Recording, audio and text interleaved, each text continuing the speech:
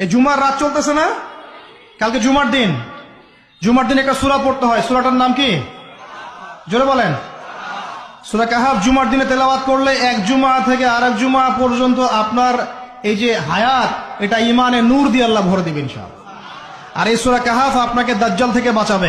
যত বেশি দরুদ পড়বেন আপনার টেনশন তত কমে যাবে। ফজিলত শোনেন, যত বেশি দরুদ পড়বেন আপনার টেনশন দুশ্চিন্তা তত কমে যাবে। যত বেশি দরুদ পড়বেন আল্লাহ তত রহম করবে আপনাকে, আপনার গুনাহ তত মাফ হবে, আপনার নেকির পাল্লা তত ভারী হবে, এবং মুহাম্মদ সাল্লাল্লাহু আলাইহি ওয়াসাল্লামের সুন্নতের উপর আমল করা আপনার জন্য সহজ হবে। আর সবচেয়ে বড় কথা, কিয়ামতের দিন আপনার পক্ষে নবী সাল্লাল্লাহু আলাইহি ওয়াসাল্লাম স্বয়ং সুপারিশ করবেন ইনশাআল্লাহ, যদি আপনি বেশি বেশি দরুদ পড়তে পারেন।